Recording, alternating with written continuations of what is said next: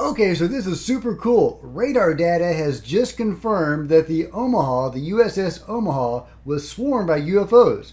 Okay, let's get into it.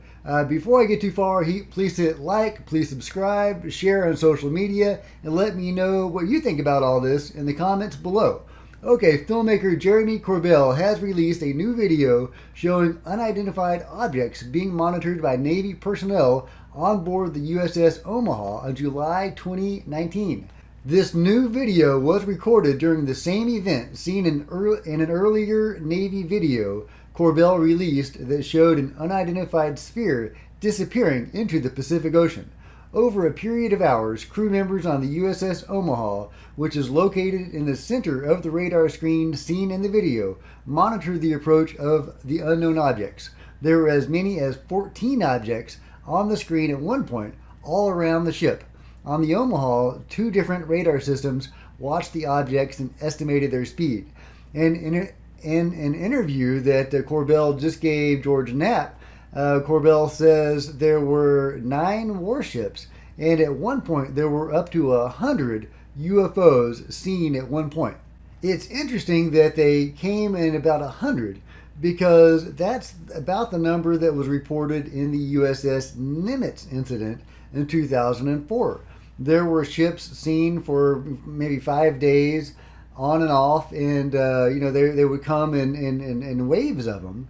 And at one point, it was estimated that there were probably 100 different signatures. So in some of the Mexican and South American flotillas that are seen, they also come in large numbers like that. And that is very interesting. They don't seem, at least in North America, to exceed 100. I don't know if anybody's counted the Mexican flotilla sightings, the armadas, whatever you want to call them. So I would love to know more about that. It's interesting that they seem to come in larger numbers south of the border. I don't know why that is. Maybe fewer instruments to record them, but that's just a guess, because they are right here with many instruments to observe them. The best instruments in the world, and they came in waves of them. So, really fascinating stuff, and I'm so glad we're actually getting this on radar, and that they're releasing this. Obviously, the Nimitz had radar, and, there's submarine readings that have had sonar, and there's satellites that have recorded these things. But by and large, the public has not seen this evidence. This is rumored about and talked about, and widely supposed to actually exist. But the military, the government, does not release this stuff by and large. So this is really exciting. Okay, let's continue. Corbell obtained the video from sources he declines to identify. The Pentagon's UAP task force considers the Omaha spheres to be true unknowns. The ships that were under observation by the unknowns were unable to track where they came from or where they disappeared to. It'd be interesting if they went to the Catalina Islands, as in the Nimitz incident. In one part of the video, 9 objects were seen around the Omaha, but 2 of them dropped off, somehow invisible to 2 radar systems. It supports the hypothesis that these are not just a balloon dropping into the water, or it's not something that is easily explained, Corbell said. These are true unidentified in mass numbers, where you have radar data that goes with the FLIR data. It's really awesome. I'm so glad they brought this footage to us of actual radar data.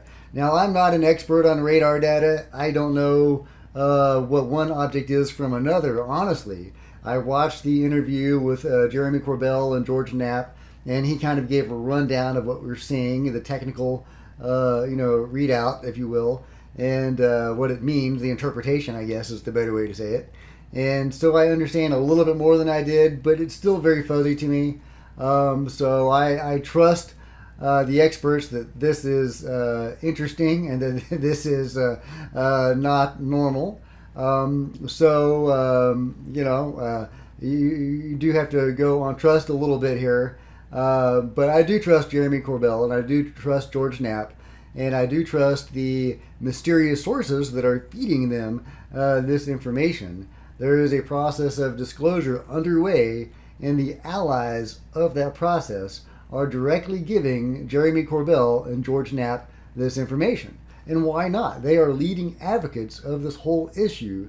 George Knapp is really the one that brought this to mainstream awareness in the first place with the Bob Lazar story. So, hats off to these guys. I'm so glad that they are doing what they're doing and that the allies of disclosure are doing what they're doing. And I can't wait to see where this goes from here. What do you think about all this? Have you seen the footage? What did you think about it? Do you think it's as significant as I do? I would love to know. Let me know in the comments below. As always, please subscribe and please give me a big thumbs up. I would really appreciate it. Nothing helps the channel more than a big thumbs up, and as well as commenting below and subscribing. If you do subscribe, please consider hitting the bell so you'll be updated to all my upcoming content. Okay, until next time, Mystery Road out almost, because I am considering a name change because there is apparently a TV show called Mystery Road, so I want to be different from them. I don't want people to confuse me with them, as if. Yeah, so I've been thinking about various names, and I would love your suggestions in the comments below. So if you want to do that, that would be really cool. Okay, until next time, Mystery Road, aka different name, out.